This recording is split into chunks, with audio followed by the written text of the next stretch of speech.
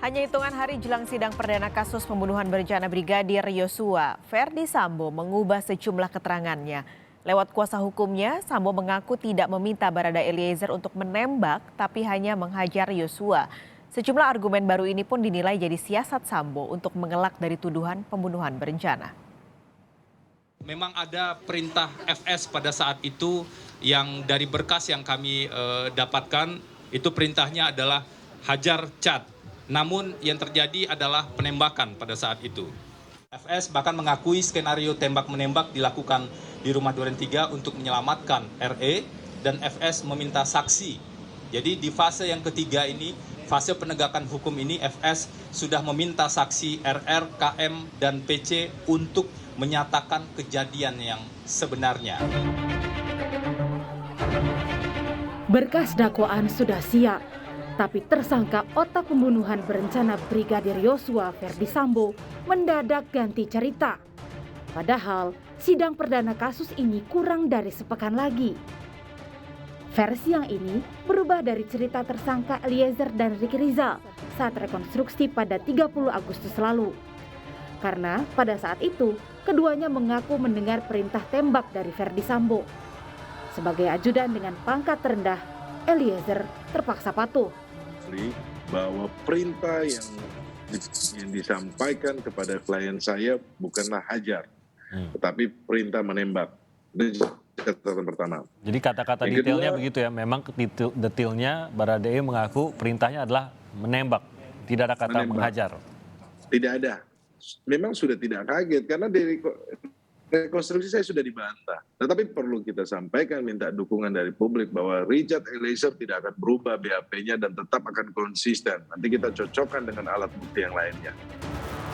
Kuasa hukum keluarga Brigadir Yosua khawatir perubahan versi cerita Verdi Sambo ini bisa memengaruhi keterangan saksi-saksi lainnya. Siapa yang mau menguatkan keterangan dia? Kuat Ma'ruf. Siapa lagi? Romer katanya di luar. Nah nanti makanya kalau ada keterangan saksi yang lain yang berubah, nah inilah yang kita harus jaga ya. Jangan sampai nanti karena memang KUHP mengatakan di pasal 185 huruf angka 1, keterangan saksi adalah yang disampaikan di persidangan. Jadi masih ada kemungkinan untuk ada perubahan keterangan saksi nanti dari Ricky Rizal. Nah ini harus terjaga nih, jangan sampai nanti di BAP ngomongnya di perintah nembak, tiba-tiba ngomongnya nanti di persidangan ngomongnya hajar. Sesuai Kitab Undang-Undang Hukum Acara Pidana, perubahan keterangan Verdi Sambo tak serta-merta bisa jadi alat bukti jika tak didukung dengan bukti maupun keterangan lainnya. Hakim harus bisa menguak detail kejadian dari setiap saksi dan terdakwa agar bisa menyimpulkan dan memutuskan sesuai logika hukum. Keterangan terdakwa baru menjadi alat bukti apabila dibarengi dengan satu alat bukti yang lain. Artinya tidak berdiri sendiri untuk terdakwa. Ya, tentu yang lain juga akan disandingkan, tetapi secara spesifik pasal 183 itu menyebutkan bahwa keterangan terdakwa berlaku sebagai alat bukti kalau dibarengi dengan satu alat bukti yang lain. Apakah perintah menghajar itu juga disampaikan kepada orang lainnya atau saksi lain yang menolak? Misalnya apa nanti perintah kepada saksi lain yang menolak itu kata-kata yang tepat dari pengertian menghajar atau menghajar menembak atau menembak itu memang dari jarak jauh itu dikrossek seperti perintah pasal 183 lagi tadi. Pengamat hukum menilai perubahan versi cerita Sambo kali ini diduga jadi salah satu cara Sambo untuk menghindari tuduhan selama ini sebagai aktor pembunuhan berencana terhadap Yosua. Ini kan dia ingin mengatakan motif ya, terkait dengan adanya motif apa, dan kalau kita lihat di sini dia ingin menyampaikan kalau sebenarnya Verdi Sambo itu tidak memiliki niat untuk membunuh. Tapi dilakukan pembunuhan. Nah ini justru mau menghilangkan makna di pasal 55 kebijakan dari lawyer ini ingin mengatakan bahwa Verdi Sambo tidak pernah memerintahkan untuk membunuh. Jadi dia tidak bisa diminta tanggung jawab terkait dengan pembunuhan. Larinya ke sana. Apapun perubahan versi cerita Sambo, video animasi detik-detik penembakan Yosua yang dirilis Polri 31 Agustus 2022 jelas terpampang nyata kalimat yang diteriakkan Ferdi Sambo pada Richard Eliezer sesuai berita acara pemeriksaan.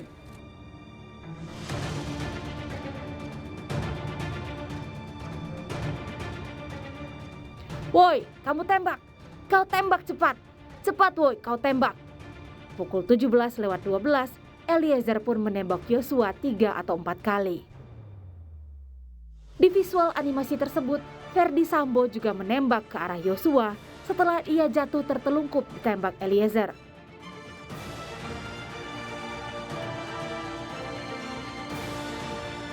Detik berikutnya, Sambo menembak ke arah tembok dan lemari agar seolah-olah terjadi tembak-menembak. Yang mana fakta sebenarnya yang terjadi dalam kasus pembunuhan Brigadir Yosua patut ditunggu persidangan Ferdi Sambo dan Barada Eliezer yang akan digelar secara terpisah. Tim Liputan, Kompas TV. Nah, bagaimana situasi ini bisa mengungkap mana yang sebenarnya terjadi, lalu bagaimana pengadilan bisa mengadili dan menjatuhkan vonis sesuai fakta yang terjadi, apalagi nanti akan dikontraskan dengan pernyataan justice kolaborator atau pengungkap fakta Barada Richard Eliezer. Kita akan berdiskusi siang ini dengan Asep Iwan Iriawan, mantan hakim yang juga pengamat hukum pidana Universitas Katolik Parahyangan. Kang Asep, selamat siang Kang. Ini berubah lagi 4 hari aja sebelum sidang dimulai. Pertanyaannya sebenarnya untuk orang awam ini gimana? Kan sudah ada BAP sebenarnya yang masuk ke pengadilan. Lalu juga apakah nanti alat buktinya harus disertakan? Ini gimana mekanismenya Kang?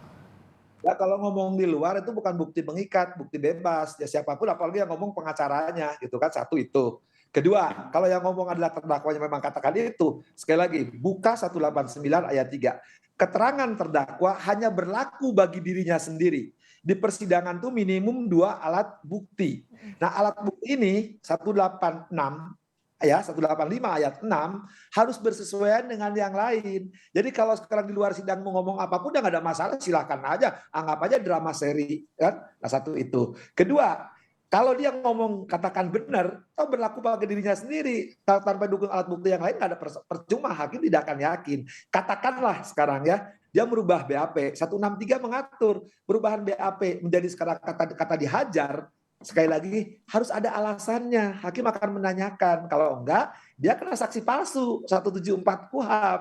Jadi sekali lagi, kalau ngomong ada apapun juga ya dihajar, itu kan orang bisa dihajar, kalau menghilangkan nyawa, kan cara menghilangkan nyawa dihajar tuh sampai bisa ya, ikutin aja sekarang maunya ya dia apapun juga lah, kan kita udah paham lah sejak awal drama seri ini, tapi kita lihat nanti di ruang persidangan ya, kata dihajar itu dari dia kan berlaku bagi dirinya, apakah bersesuaian dengan yang lain, kan yang lain juga ada ya yang gini. Kalau dipatah lagi saya tanya, apakah seorang kadif propam yang memeriksa polisi boleh nggak menghajar orang?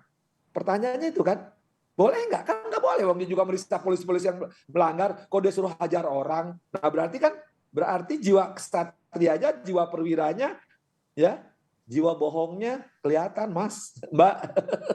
Oke, ini tapi kalau nanti di persidangan ternyata dia bisa menyampaikan 2 alat bukti untuk mendukung kesaksian bebas di luar persidangan ini, gimana Kang Asep?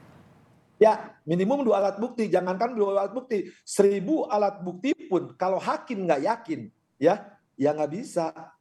Kan logikanya sederhana. Tadi pertanyaan terakhir saya, kok seorang kadif propam suruh menghajar? Apa urusannya? Ya, si RE dengan almarhum, kok suruh hajar? Apa urusannya gitu kan? Dia teman sekamar, teman makan bareng. Wong dia kita ikuti pernyataan, dia harga dirinya tersinggung, ada pelecehan seksual. Kenapa nyuruh orang lain? Kenapa nggak dirinya sendiri yang melakukan? Atau apalagi saya kadif propam, kan dia harus melakukan prosedur hukum. Kenapa nggak dilaporkan? Kenapa ngajak di Magelang? Apalagi kau ikutin surat dakwaan yang sudah beredar sekarang kan, udah diingatkan oleh salah satu suruh lapor, malah enggak, malah direncanakan. Jadi kan ada uraian, ada fakta-fakta yang nggak valid, yang nggak nyambung, loncatan berpikir. Tapi ini kelihatan kok. Nanti hakimnya nggak bisa dikadalin kok hakim kalau beginian. Nanti ditanya bisa diberi dengan pertanyaan juga apa kontinuitasnya. Sekali lagi dia katakan hajar, kita ikuti aja dihajar. Tapi kalau mati menyebabkan kematian berarti dia memerintahkan kepada RE untuk apalagi kalau dibuka berita acara atau dakwaan kan. Oke, ini tapi ini kan berarti bisa langsung masuk sidang di hari Senin. Nah, tapi sidangnya kan sebenarnya Verdi Sambo dulu, baru Richard Eliezer sebagai justice kolaborator. Pernyataan dari pengacara Verdi Sambo ini akan jadi kerugian nggak Kang Asep untuk Richard Eliezer yang didakwa atau disidang setelah Verdi Sambo di hari Selasa? Ya kan makanya aneh konferensi pers kok pengacara. Nanti di ruang sidang ini udah Senin itu sidang untuk Sambo ya, acaranya pembacaan dakwaan. Nanti kalau pengacaranya isu dakwaan itu tidak cermat, tidak jelas, silakan ajukan eksepsi. Kalau ada eksepsi kan ada tanggapan jaksa, ada putusan selah, ada 3 minggu lagi tuh sidang ya, baru itu pemeriksaan ditolak eksepsinya, baru pemeriksaan ya. Dan pernyataan Sambo itu kan nunggu semua periksa, saksi ahli diperiksa baru dia yang minggu keberapa gitu. Tapi kalau dia memberikan pernyataan konversi pers, sekali lagi pernyataan di depan pers, di depan umum, ya kita hormatilah, namanya juga cari tambahan. Ini juga nantinya kan akan di persidangan ini untuk mengetahui sebenarnya penarik pelatuk yang mematikan Yosua ini siapa. Nantinya kalau di sidang bisa diketahuikah Kang Asep penarik pelatuk dari misalnya hasil uji balistiknya? Ya bisa pemeriksaan setempat. Nanti kan di ruang itu, di ruang tamu itu kan ada FS, ada KM, ada RR, ada PC, ada RE. Di ruang segitu itu ya akan ditanya siapa penarik pelatuk. Sementara udah mengakui, saya disuruh, dia nembak. Soalnya saya kan nggak mungkin tiba-tiba dia nembak, kok nggak ada urusan kok dia nembak. Kalau ada permasalahan sejak awal juga ikuti pernyataannya si FS itu, dia harga dirinya tersinggung, ya terjadi pelecehan seksual, kan persoalan dengan RE nggak ada, nggak mungkin tiba-tiba RE melakukan perbuatan, katakanlah dihajar, kemudian juga ditembak, ya versinya malah ada membunuh, ya kan nggak mungkin tiba-tiba, logikanya kan nggak masuk, masa tiba yang nggak punya persoalan dia melakukan tindakan, ya apalagi kalau ada tindakan, katakanlah tiba-tiba tindakan, lah masa diam saja KM, masa diam saja RR, apalagi FS, jadi udahlah kita udah paham kok. Oke, ini juga yang penting adalah hakim karena akhirnya dia yang menjadi punya kuasa dan untuk meyakinkan publik. Kang Asep, ini track record dari 9 hakim yang sudah terpilih untuk persidangan di minggu depan ini bagaimana Kang Asep? Ya, yang pertama saya berharap, sekali lagi harapan, tapi kalau lihat track recordnya juga, hakim-hakim ini kan berpengalaman di kota-kota besar. Artinya perkara pembunuhan itu, ya perkara 340, 338 itu mereka sudah sering. Jadi udah tahu. Tidak hanya perkara 338, perkara lain itu ketika terdakwa, perkaranya diseplit, dipisah satu sama lain karena jadi saksi mahkota, itu mereka nggak bisa dikadalin. Makanya kita berharap hakimnya jujur, tetap mengingat pasal 185 ayat 6. Ketika kalimatnya jelas sekali 185 ayat 6 ya.